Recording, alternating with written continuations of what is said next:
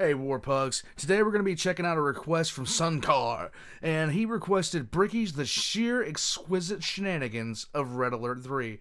This is where they got Tim Curry in there, I do believe, and, yeah, the thumbnail, Tim Curry. Oh my god, really? Okay, so, if you don't know who Tim Curry is, you really need to watch any good movie made before 2000 and some made out after 2000. Tim Curry is one of the greatest actors of all time. Never won an Oscar, I don't think, but is simply the best. Flat out. In any case, we're going to get started. Let's check it out. I always wanted to see Tim Curry play the Joker. I thought he would have been an excellent Joker. Let's get into it.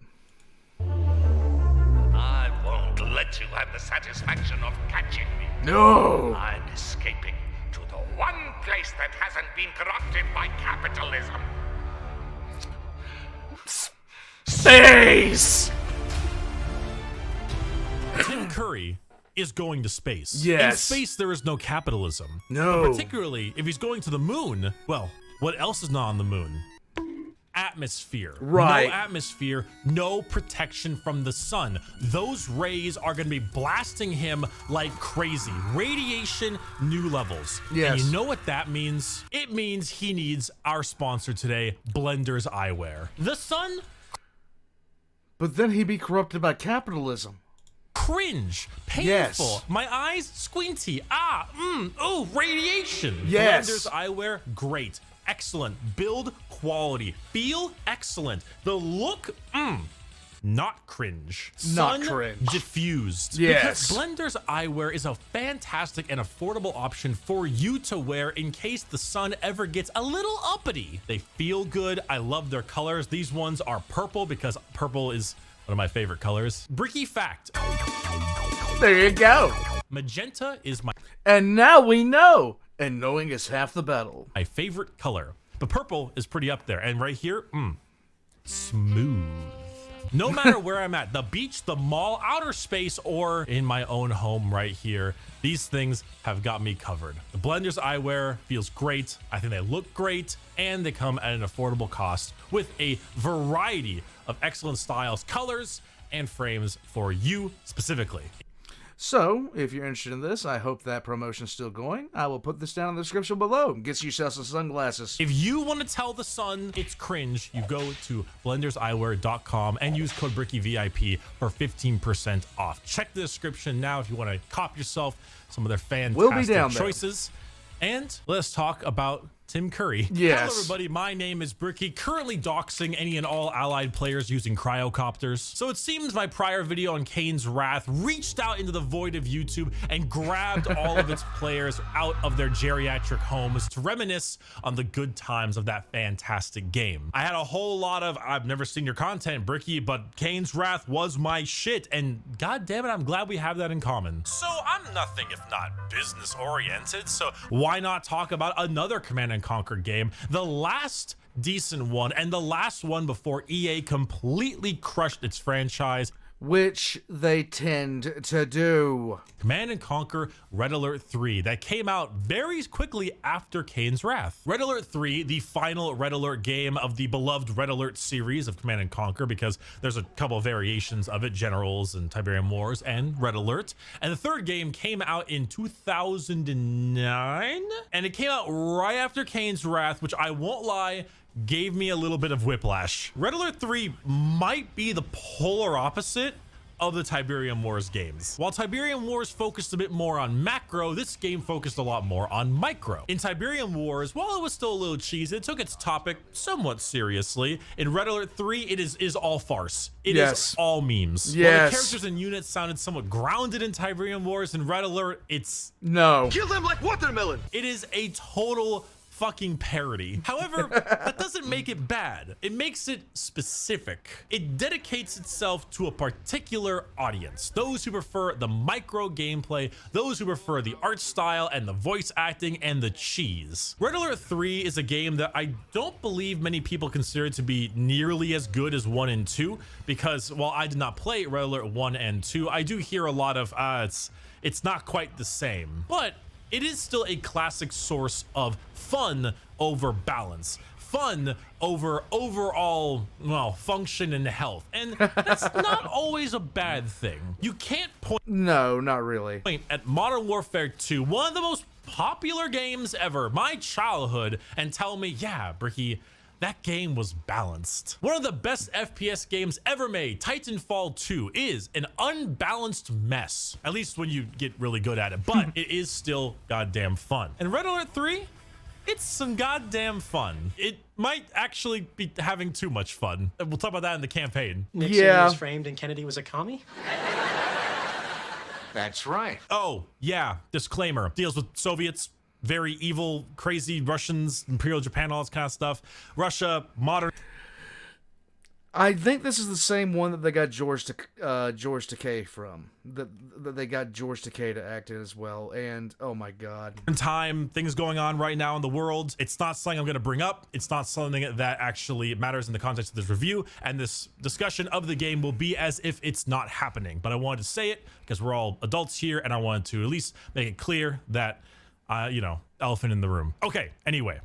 So the Russians invent time travel. Soviet Union is on the brink of collapse, and Tim Curry, and they decided to use their time machine to travel back to Brussels sprouts in 1927 and assassinate Albert Einstein. This changes the course of history, as nuclear warfare was never invented, and then Tim Curry becomes the new prime minister or supreme prime minister or whatever of the Soviet Union, and the Russians are about to control the entire Western world. Yes. They are on the brink of victory instead of collapse, thanks to their assassination of Albert Einstein. However, it is. no Albert Einstein means no nukes. No nukes. And, well, no nukes means a certain other nation didn't have any setbacks. So a combination of technologically advanced, feudal, and imperial Japan, known as the Empire of the Rising Sun, is now a massive force. They are technologically superior, have crazy new stuff coming around, and they believe that world domination is their divine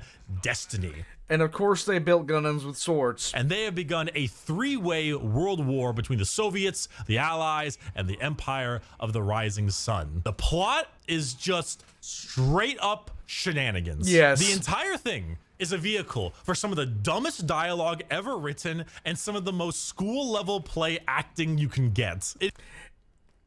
I did not play this game, but I have watched all the cutscenes. And, there is porn that has better acting, I'll just say that. Is riding that thin line of hilarious and cringy and constantly falls on both sides all the time. They decide to populate the entire main cast with either A-list celebrities or supermodels. All the in-game commandos are straight up supermodels in this game. They are the stereotype of each one. The Allies have a double pistol wielding blonde bombshell. The Soviets have the strong, tough sniper Dragunov Natasha commando. And the Japanese have a schoolgirl outfit, pigtails, angry, angsty young girl with psychic powers. And the cast, holy fuck, the cast. You've got Tim Curry doing this Russian accent thing. It is great. You've got J.K. Simmons as the President of the United States. Jonathan Pryce is a field marshal. I cannot, like, ever since he was in Game of Thrones, I can't picture him as anything other than that religious dude. I just can't, even though he's been in so much stuff. George Takei is the fucking emperor. Ric Flair is the goddamn commander. And David Hasselhoff is the vice president. And the You cannot hassle the Hoff. The shit they say. We have altered the space-time continuum. Oh. And now that we have a common enemy, Bullpucky. Flirting, sir. I was just, you know, making conversation. Our enemy was thrusting deeply into the motherland's tender nether regions. Los Angeles is the hub of the Allied propaganda machine.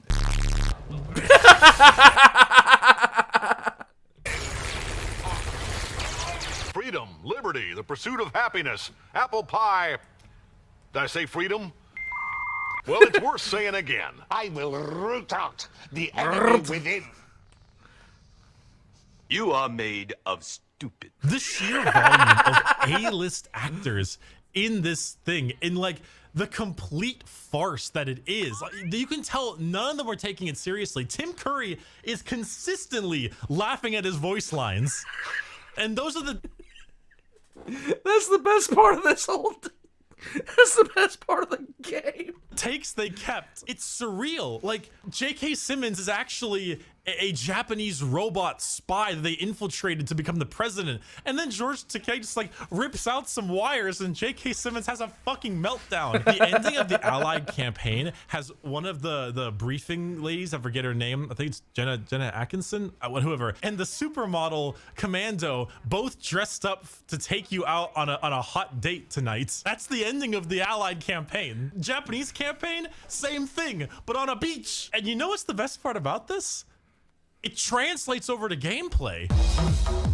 It's just as silly with its style and its units. So a bit ago, there was a Mario game. I forget which one, right? And Mario had a sombrero. And then a whole bunch of pasty ass fucking college students that looked like me made a whole bunch of journal articles about why it's super fucking racist, you know, because they had nothing better to do with their time. And then right after that, all of the fans from like Mexico and stuff of Mario were like, yo, that's fucking dope.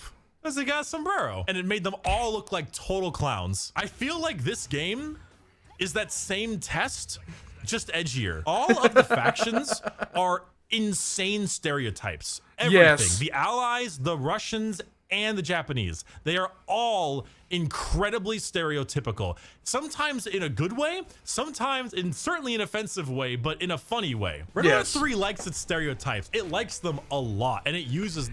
Like...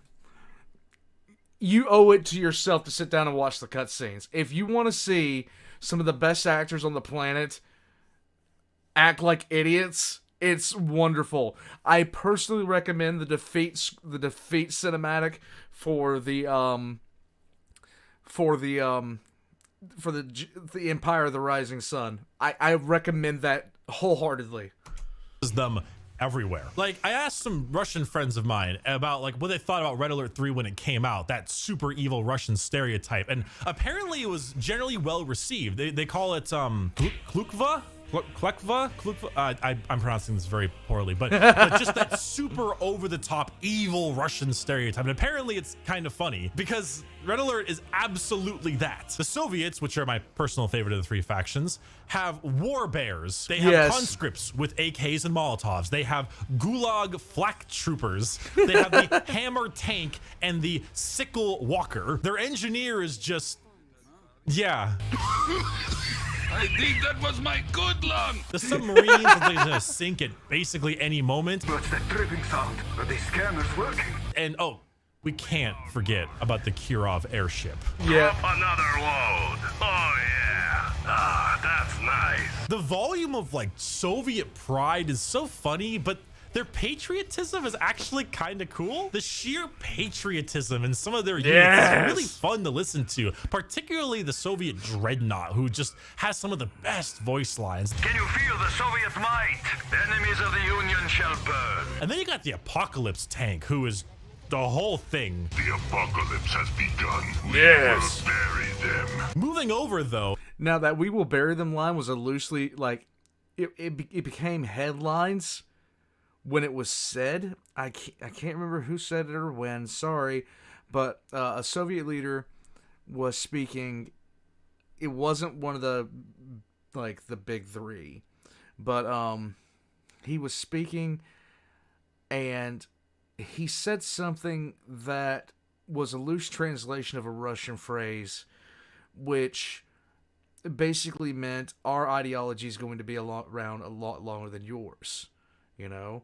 And loosely translated, it translates to "we will bury you." And everyone flipped out over it at that time. The Empire of the Rising Sun is a combination of feudal Japan, imperial Japan, and anime stereotypes. You've got units that go the anti-infantry route, where you have jets that kind of skim around but then can turn into jets and fly around, or bipedal helicopters that fire missiles, enormous Oni mechs, and also tsunami tanks that literally scream the word cavalry.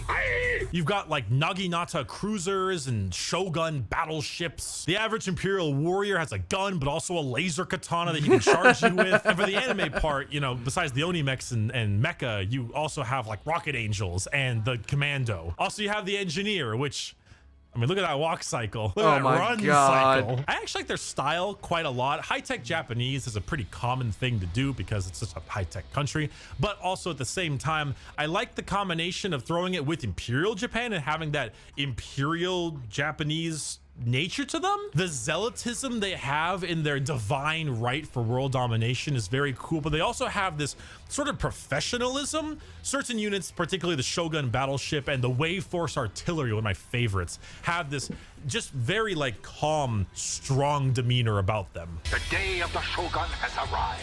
They will soon bow to our flag. We will take them by force. The Shogunate will be pleased. And then you contrast that with things like the Mecha Tengu and the Commando and Rocket Angels, and it becomes really fun. It's a nice hybrid. Fuck, man. The Commando's special...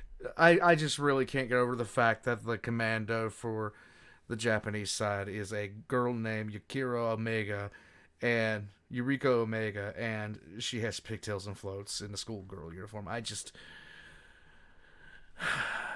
This tells you all you need to know about this game. Ability literally creates the Imperial flag. Like... What else could you ask for? As far as the allies go, they themselves look a bit more generic. However, they are basically every single Western stereotype, and not just America, but also like British area combined. The sheer volume of nationalities is actually what's pretty cool about it. You've got your pretty standard like white peacekeeper cop kind of guy with the peacekeeper, the riot shield, and the shotgun. Your javelin troopers are all basically football players, literally saying lines like football players. Sack 'em, blitz 'em. Here comes the Hail Mary. The engineer is a complete fucking dweeb. Excelsior, piece of pie. His jet ski, as well as the funniest thing ever. They've got a James Bond style spy that can bribe people to turn traitor. Nice. Guardian tanks and multi-gunners are by far the most evil of them all. The British. Hey, mate, someone's a little cheesed off. Eat a tick. Mirage tanks are incredibly French. City fatal. Hydrofoils are Jamaican. Take their guns away. Scramble them eggs. The big satellite laser truck is just a call center lady. Anything else I can do for you? Century bombers have that deep southern accent. No more belly aching from them. Oh! An aircraft I sell propane and propane accessories. carriers are there to blow your ears out. Aircraft carrier leaving port. Tall and proud. In fact, there's actually a comment on my Kane's Wrath video that I think describes this a lot better than I can. I can't stress enough how important voice acting is in an RTS. You're going to be hearing the same voice clips hundreds of thousands of times, and the best ones are iconic and never leave your head. Battleship operational. It's a great way to put it. When you're building stuff and clicking things and ordering people around, you're going to be hearing those voice lines again and again and again and again and again, and they need to be good or else they're going to be so tiring. Keeping those sound effects up, keeping that voice acting solid is paramount. Are those dolphins? Despite the silliness, those are dolphins. They do incredibly well in this game. This actually might be the reason why I enjoy Red Alert 3 so much, despite it being entirely inferior to Kane's Wrath. See, Red Alert's gameplay is actually the part I have the biggest problem with. There's a lot of things they did to the game that I either don't like on a personal level or simply feel like it's just not well balanced. For example, like harvesting your resources is massively cut down compared to Command & Conquer Kane's Wrath, where you have multiple refineries and multiple harvesters. You literally just place a refinery there and they just go back and forth, back and forth, back and forth, which makes it really, really easy, but also more punishing. If you get rushed in Kane's Wrath, you have your base defenses, you have all your things you can make, and you can try to defend your harvesters. And they might kill 1 or 2 harvesters, but it doesn't kill your economy. In Red Alert, that's like your only harvester. per field, and you only start with 2 right next to you. So a common strat, the Vindicator bombers on the Allies, fucking pricks, will just go over there and kill them. And now you're not getting any money until you build a new one. And I don't know how much you've been spending. That could really be a detriment. You've only got 2 harvesters. What if they kill both? How much should you have to sell in order to get more? Like, there's no skill in actually harvesting, and there's very little skill needed to get rid of the harvesters. Soviet terror drones are a nightmare when it comes to that crap. Also, the game forgoes any and all upgrades. There are no upgrades to buy, no rail guns or blue purifying flame, nothing like that. And all of your special like side abilities come from a tech tree that you need to pick around on the bottom left corner. Okay, that's just silly.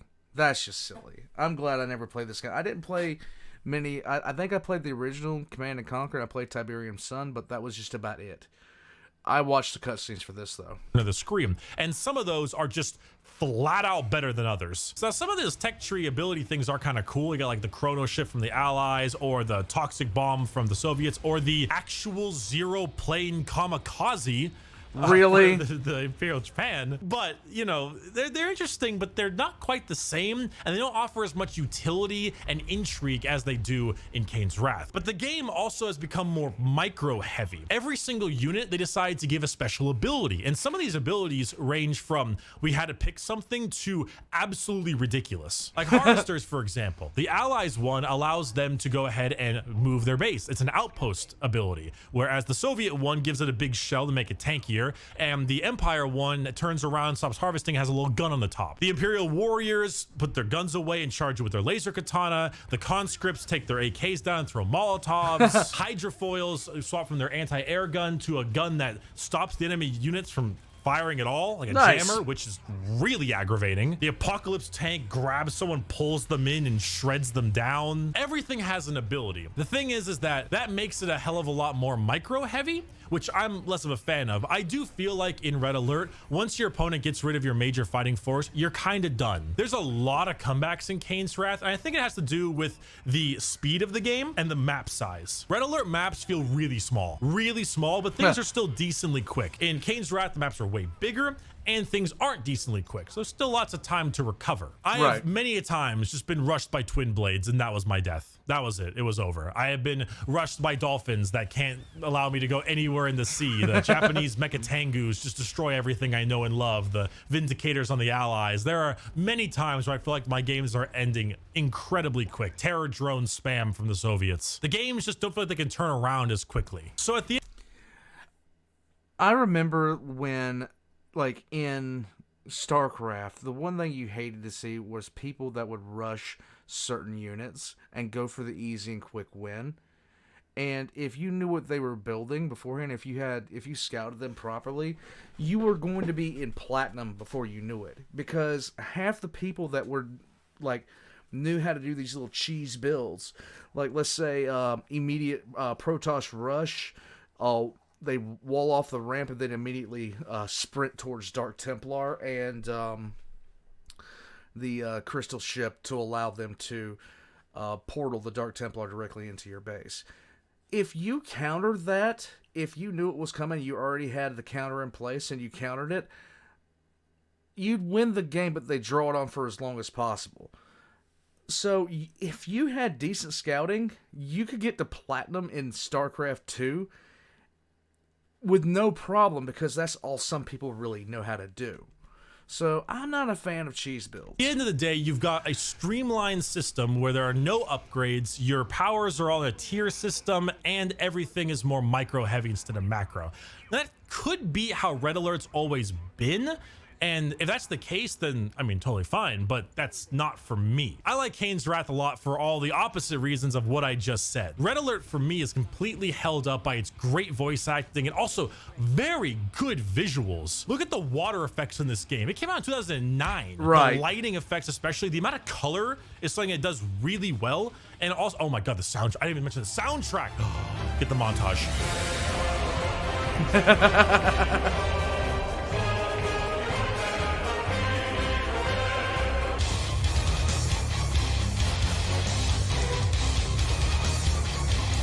That's not bad.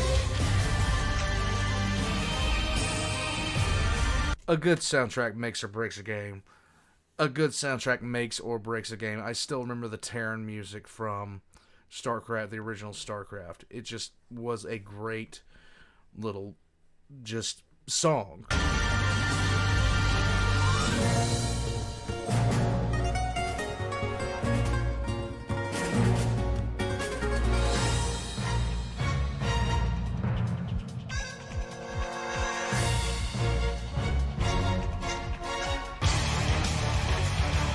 Nice. Nice. I remember asking my chat Nice. which faction is the strongest in Red Alert comparatively to everything else, and they all unanimously said the Allies. And it kind of made me confused for a while. Why the Allies? I know Peacekeepers are strong. I know that the Vindicator spam is pretty good, but like, why specifically the Allies? And they all said cryocopters. And I watched some pro games, and yeah, cryocopters are dumb. They run up to something, freeze it, and then said thing can basically be one-shot by anything in the game, no matter what, and it can't fight back. Does not matter the size. It also has a shrink ray, which makes said thing incredibly tiny, do almost no damage, and be like triple as weak. It is infuriating what I have watched with allied cryocopters. The allies look so overpowered. Their aircraft carriers are also insane. Assault destroyers, when used properly, can be kind of nuts. Oh, just Peacekeeper spam, weirdly enough, seems really good. The Apollo fighters just fuck. And it's not to say that everything else.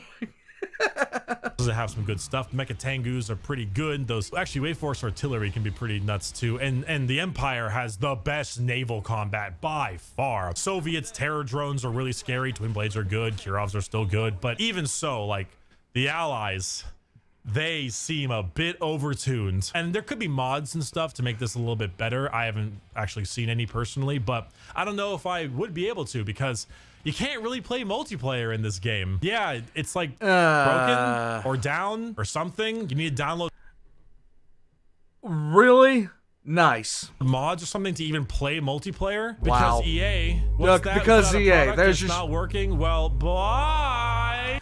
I remember when EA acquired Mythic Studios, which made Warhammer Online. And Warhammer Online had so much potential. And then EA took over it and promptly started putting advertisements for Madden in a Warhammer game, which pissed me off to no end. It's too bad too, because I know there's a lot of people who don't like this game. They're just not a fan of this Red Alert, but I do enjoy it. It's a lot of fun. It's good for a couple of rounds of enjoying myself and being kind of silly and different and interesting. It's nowhere near as good as Kane's Wrath to me, but I also don't like some of the changes it made. So, you know, it could be a personal preference. Overall though, despite everything there, it does still feel like that era before the loot boxes, before the just make our money back era, where despite it being EA and despite all their dumbassery, it is a game that was made with care. It's dumb, it's cheesy, it's stupid, but it's meant to be, and it's fun for that. It is fun over balance to a T. And honestly, I'm really sad it's the last real Command and Conquer game. It is the one that put it in, well, it's not the one that put it in its grave, but it is the one right before it went to a grave. It was its final hurrah, and it's not the best, but it's better than what they've been making. So, yeah. Red Alert 3, Tim Curry looking at ass, Vine boom sound effect. Burn up. Thank you all for watching this video. It was a pleasure having you all here. If you want to check out some merch, I have some new ones. I have a new shirt that I entirely based around Outer Wilds, one of my favorite games of all time. Guys, I'm gonna have to look up that ending thing for with George Takei real quick. George Takei. I'm an idiot. You guys know this. 1 second. Hold on. I gotta find this because you guys have got to see this.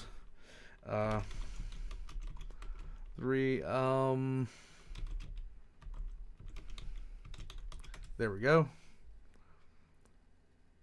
Let's see. Where is it? Oh my god, really? Oh, come on.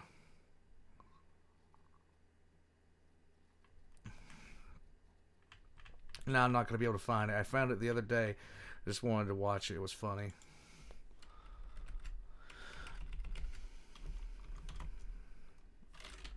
Okay.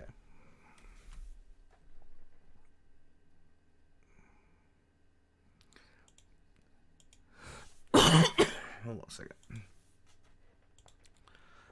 Here we go, bringing this up.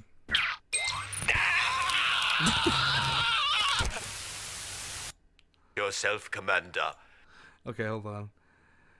So terrible. will be endured by all of the Empire. The shame that you have brought upon me with this failure will be endured by all of the Empire. Your ancestors will carry their heads low for eternity. For the glory of... What do you say to somebody that says that to you? There's nothing to say. You've done failed. Okay, guys. So,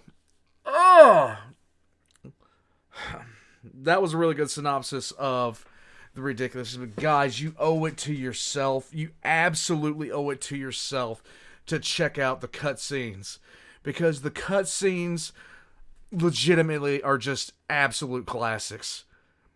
It's just 100%. You got to watch the cutscenes.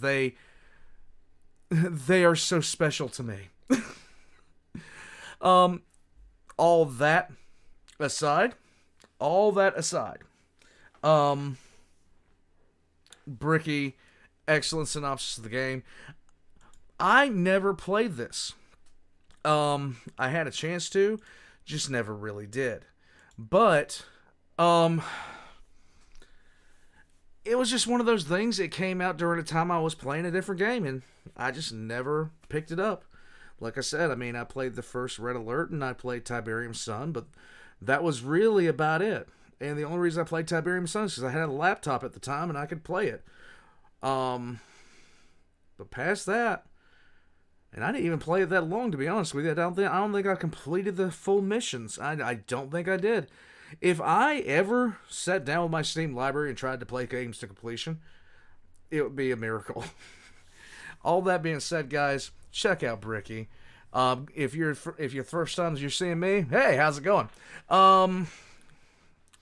Be sure to hit the like button and leave a comment just to let me know down below how you feel about this. I thoroughly enjoyed myself. This is nostalgia, 100%. Tim Curry, oh god. Anyhow, you guys need to watch some Tim Curry. If you don't watch Tim Curry, you're failing. All that being said, all of Bricky's links are going to be in the description down below right next to my own. If you'd like to support the channel, besides just leaving a comment, which is always a great thing, I have a Patreon down below, and I'm going to head out. I have hopefully two more videos to check out today, and then I'm going to be working on the next 5-ish minute lore, which is already giving me a headache. I will catch you guys next time.